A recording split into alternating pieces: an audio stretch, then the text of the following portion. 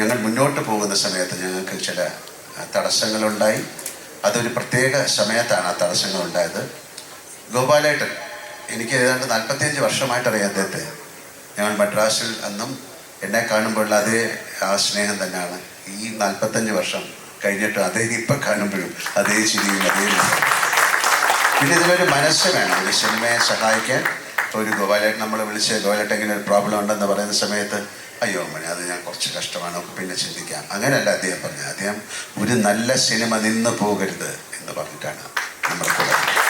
ഇതിനുമുമ്പ് അദ്ദേഹം എത്രയോ പ്രാവശ്യം നമുക്കൊരു സിനിമ ചെയ്യണമെന്ന് പറഞ്ഞ് വന്നിരുന്നു. അന്ന് സാധിച്ചില്ല, പല കാരണങ്ങൾ കൊണ്ടാണ്. പിന്നെ സിനിമ എന്ന് പറയുന്ന ഒരു നിമിത്തമായിട്ട് ഞാൻ വിശ്വസിക്കുന്നു. ഇങ്ങനെ ഒരു സിനിമ ചെയ്യാൻ വേണ്ടിയിട്ടാണ് ഗോപാലേട്ടൻ ഞങ്ങൾ കാത്തിരുന്നത്. നമുക്ക് എടുത്തു പറയേണ്ട, വേറെ നന്ദി പറയേണ്ട മിസ്റ്റർ കൃഷ്ണമൂർത്തിയോടാണ്.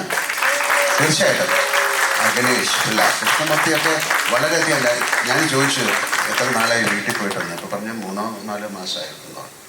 ഞാൻ ആ 3-4 മാസത്തിൻ്റെ കാര്യമല്ല പറയുന്നത്, അദ്ദേഹം ഈ സിനിമയ്ക്ക് വേണ്ടി. അപ്പോൾ അങ്ങനെ ഒരുപാട് പേർക്ക് നന്ദി പറയേണ്ട ഒരു സിനിമയാണ്. തീർച്ചയായിട്ടും നിങ്ങളോടും മീഡിയയോടും ഒക്കെ ഞങ്ങൾക്ക് വളരെയധികം നന്ദിയുണ്ട്. കാര്യം ഒരു സിനിമ ഇത്രയും ആഘോഷിക്കപ്പെടുന്നത് അപൂർവമായിട്ടാണ്. ഇനി ഇങ്ങനൊരു സിനിമ ഉണ്ടാകുമോ എന്നെനിക്കറിയില്ല.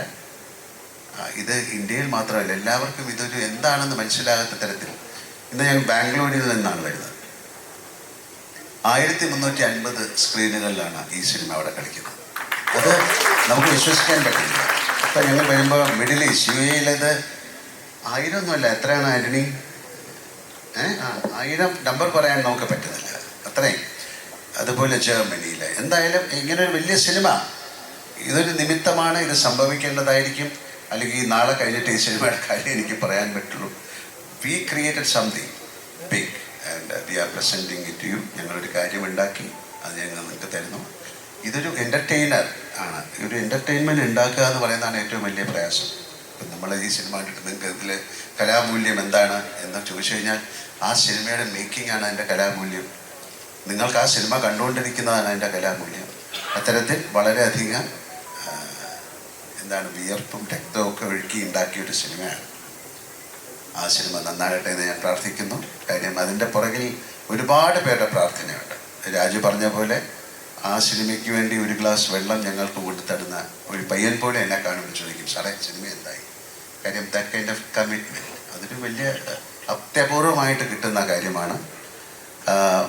പിന്നെ പെട്ടെന്നൊരു കാര്യം കൂടെ പറയുന്നത്, ഇതൊരു ഒരു ഒരു വലിയ പ്ലാറ്റ്ഫോമാണ്. ഇങ്ങനെയും സിനിമ നമുക്ക് ചെയ്യാൻ സാധിക്കും മലയാളത്തിൽ നിന്ന്. എല്ലാവരും ചോദിക്കും, മലയാളത്തിൽ നിന്ന് ഇങ്ങനെ ഒരു സിനിമ. ഞാൻ പറഞ്ഞൊരു ബാഹുബലി, ആ ബാഹുബലി കൊണ്ടാണ് ഒരു ലോകം മുഴുവൻ തെലുങ്ക് സിനിമയെ വളരെയധികം സ്വീകാര്യത നേടിയത്. ഒരു KGF അല്ലെങ്കിൽ അങ്ങനെ ഒരു സിനിമ കൊണ്ടാണ് കന്നഡ.